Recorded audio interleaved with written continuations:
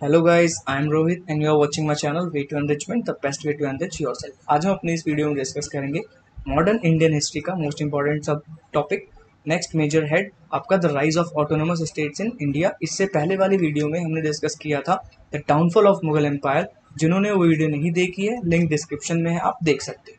So let's start the rise of autonomous states in India. अगर हम rise of autonomous states की बात करें तो अगर कभी भी सेंटर वीक होता है तो सेंटर वीक होने की वजह से जो आसपास के स्टेट्स होते हैं वहाँ पर इंडिपेंडेंट रूल स्टैब्लिश हो जाता है। और मुगल एम्पायर जब वीक पड़ा तो ऐसा ही सेम वहाँ पे भी हुआ, जो आसपास के स्टेट्स थे वहाँ पे उन्होंने अपना इंडिपेंडेंट रूल स्टैब्लिश कर लिया। और इन्हीं इंडिपेंडेंट स्टेट्स की बात करें तो उसमें से आपका अवध, हैदराबाद, बंगाल, मराठास, पंजाब, जाट्स, राजपूत, रोहिलखंड, बुंदेलखंड, मैसूर, इन कुछ इंपॉर्टेंट स्टेट्स की आपको हिस्ट्री कवर करनी है जो हमारे एग्जामिनेशन पॉइंट ऑफ व्यू से बहुत इंपॉर्टेंट है। उसमें सबसे पहला आपका आता है अवध, फिर आता है आपका हैदराबाद, बंगाल, मराठास, पंजाब और मैसूर। अगर आप ये जाट, राजपूत, रोहिलखंड, बुंदेलखंड ना भी पढ़ें तब भी काम चल जाएगा, लेकिन इन स्टेट्स की आपको हिस्ट्री कवर करनी है कंप्लीट, वो भी अच्छे से। अगर आप इस वीडियो को कंप्लीट देखते हो तो आप अवध से आपका कोई भी क्वेश्चन आए वो नहीं छूटेगा। So let's start with Awadh. अगर हम अवध की बात करें तो अवध का रियल फाउंडर बोला जाता है शहादत खां को। शहादत खां 1720 में शहादत खां को वो पोस्ट दी गई आगरा में। आगरा का उन्हें सूबेदार बनाया गया और आगरा का सूबेदार बनाने के बाद उन्हें 1722 में शिफ्ट किया गया, ट्रांसफ़र किया गया उनका अवध में। और अवध में जैसे ही वो ट्रांसफ़र हुए उन्होंने 1722 से ही एक इंडिपेंडेंट रूलर की तरह बिहेव करना स्टार्ट किया। और इसी वजह से उन्हें एक रियल इसी वजह से उनको अवध का फाउंडर माना जाता है और इंडिपेंडेंट करा उन्होंने अवध को मुगल से, राइट। और इसके बाद जब नादिर शाह का अटैक होता है मुगल्स पे तो शहादत खां भी मुगल्स की साइड से इनसे लड़ता है, लेकिन मुगल्स के हारने के बाद वो दिल्ली से वापस रिटर्न हो जाता है आपका अवध। और अवध आके अपने नाम और प्राइड को, नेम फेम को बचाने के लिए सुसाइड कमिट कर लेता है। और सुसाइड करने से पहले वो रूलर बना के जाता है आपका सफदरजंग को। सफदरजंग मीन्स उनका भतीजा, उनका नेफ्यू अबुल मंसूर खां, उनका नाम था अबुल मंसूर खां। और सफदरजंग के नाम से वो गद्दी पर बैठते हैं।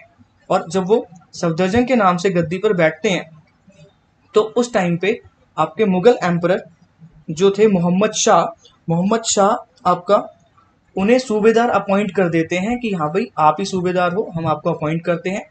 बल्कि अपॉइंट तो आपका शहादत खां ही करके गए थे, बस मुगल एम्परर ने क्या करा, एक फॉर्मेलिटी, एक रॉयल ऑर्डर इशू करा कि भाई हम आपको अवध का सूबेदार मानते हैं, राइट। और उन्हें नवाब ऑफ अवध कहा जाने लगा। अगर नवाब ऑफ अवध की बात करें तो who was regarded as the first Nawab of Awadh, तो नाम किसका आएगा, शहादत खां। उसके बाद सेकंड नवाब की हिस्ट्री यहाँ से स्टार्ट हो जाती है। सफदरजंग आपका नेक्स्ट नवाब बनते हैं। सफदरजंग की बात करें तो 1748 एडी में मुगल एम्परर अहमद शाह क्या करते हैं, इनको इलाहाबाद का एरिया भी गिफ्ट कर देते हैं। इलाहाबाद के एरिया गिफ्ट करने से इनको इनका अवध का एक्सटेंशन होता है। और इसी वजह से अब इनके एक्सटेंशन के बाद इनको मुगल वजीर अपॉइंट किया जाता है। और 1748 में ही जब अहमद शाह अब्दाली का अटैक होता है, अफगान रूलर अहमद शाह अब्दाली, तो ये शहादत खां भी मुगल्स की साइड से लड़ते हैं क्योंकि इन्हें मुगल वजीर अपॉइंट किया जाता है, राइट। और इनके मुगल वजीर बनते ही जब इनकी लड़ाई होती है, इनके बीच वॉर होता है, बैटल ऑफ मणिपुर। आप इस बैटल को भी याद रखने की कोशिश करना। 1748 में अफगान रूलर अहमद शाह अब्दाली के अगेंस्ट हुआ था, मुगल्स वर्सेस अहमद शाह अब्दाली। और मुगल्स आर्मी को किसने लीड किया था, तो सफदरजंग, क्योंकि वो मुगल वजीर थे, राइट। अब इस बैटल में क्या होता है, मुगल्स हार जाते हैं। इनके मुगल्स के हारने के बाद क्या होता है कि सफदरजंग और एम्परर के बीच डिस्प्यूट्स अराइज होते हैं, जिसकी वजह से सफदरजंग क्या होता है, वापस अवध लौट जाता है। और अवध लौटने के बाद उसकी डेथ होती है 1754 में, 1754 एडी में उसकी डेथ हो जाती है। उसके बाद उसका बेटा Shuja-ud-Daula, most important in the Awadh history, Awadh की हिस्ट्री में सुजाउद्दौला को मोस्ट इंपॉर्टेंट प्लेस मिला है क्योंकि इनके रीजन में, इनके टाइम पीरियड में क्या था, मोस्ट इंपॉर्टेंट बैटल हुआ था। उस बैटल का नाम बैटल ऑफ बक्सर, ये आप याद रखेंगे, बहुत इंपॉर्टेंट है बैटल ऑफ बक्सर।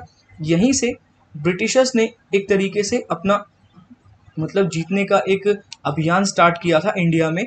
और मुगल मतलब ब्रिटिशर्स की मतलब एक पकड़ बनी थी इंडिया की पॉलिटिक्स में, इंडिया की पॉलिटिक पावर में ब्रिटिशर्स ने अपनी पकड़ बना ली थी इस बैटल के बाद। बैटल ऑफ प्लासी में भी जो मैंने आपको बताया था 1757 में हुआ था, लेकिन वो बैटल क्या था, फिक्स था। उसमें तो मतलब जो आर्मी थी, इंडियन आर्मी, वो पहले से ही एक तरीके से ट्रीचरस, उसकी वजह से उन्होंने ठीक से लड़ाई नहीं करी, जिसकी वजह से वहाँ वो हारे और ब्रिटिशर्स वहाँ पे जीते। पर वो बैटल इतना डिसाइडिंग नहीं था जितना डिसाइडिंग आपका बैटल ऑफ बक्सर था, क्योंकि बैटल ऑफ बक्सर में 3 मेजर रूलर्स थे, 3 मेजर लोगों ने मिलके, 3 मेजर रूलर्स ने मिलके इंडियन अलायंस बनाई। और इंडियन अलायंस में आपका सबसे फर्स्ट वन है the Mughal emperor Shah Alam two, और नेक्स्ट है आपका बंगाल का नवाब मीर कासिम, और एक अवध का नवाब सुजाउद्दौला। वो होता क्या है, इंडियन अलायंस कैसे बनती है? अवध जो मुगल का आपका रूलर एम्परर था शाह आलम टू, ये अपने वजीर, अपने नोबल इमाद उल मुल्क से डर के अवध आता है कि भाई मेरे को मुगल का एम्परर बनना है तो मेरी हेल्प करो।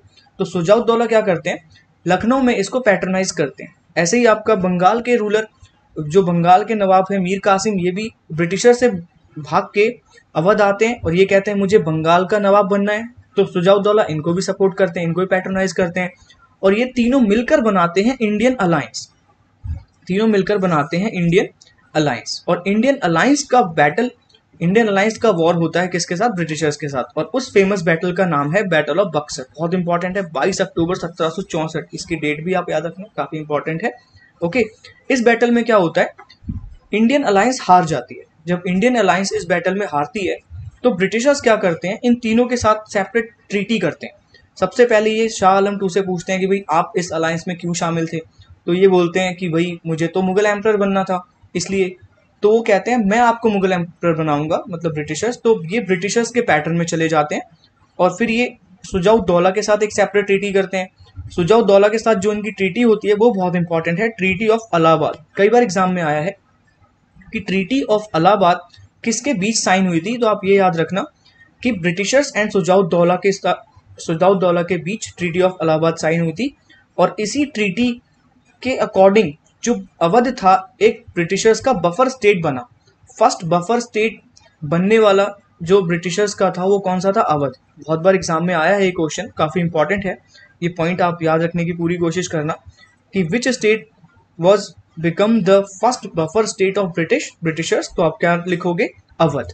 ओके, अब होता क्या है, अवध के साथ जब इनकी ट्रीटी होती है सुजाउद्दौला के साथ, तो एक उस ट्रीटी में 40 लाख रुपए पे करने से इनको इलाहाबाद और कड़ा के कुछ डिस्ट्रिक्ट्स मिल जाते हैं। तो इनका एक्सटेंशन हो जाता है अवध का।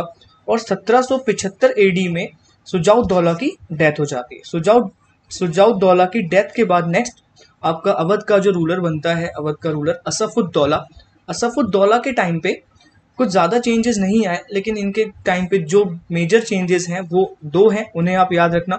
द फर्स्ट वन, इन्होंने क्या किया कि जैसे शहादत खां से लेकर आपका सुजाउद्दौला तक जो कैपिटल रही है कैपिटल रही है आपकी अवध की, वो रही थी फैजाबाद। इन्होंने क्या किया, कैपिटल ट्रांसफर कर दी।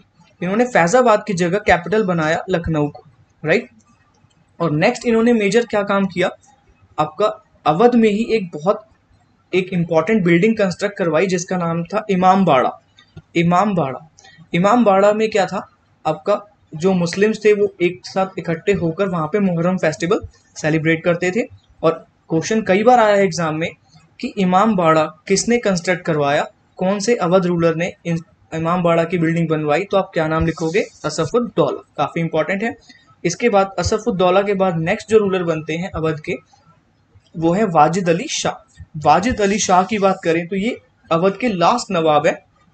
इनके बाद कोई भी नवाब नहीं आया। आपका गवर्नर जनरल लॉर्ड डलहौजी ने 1854 में इन पे बैड गवर्नेंस का चार्ज लगाया जेम्स आउटरम के रिपोर्ट के बेसिस पर, और अवध को एनेक्स कर लिया ब्रिटिश एम्पायर में। उनको तो ये बोला कि भाई आपसे नहीं चलाया जा रहा है अवध, आपकी गवर्नेंस इतनी अच्छी नहीं है, जिसकी वजह से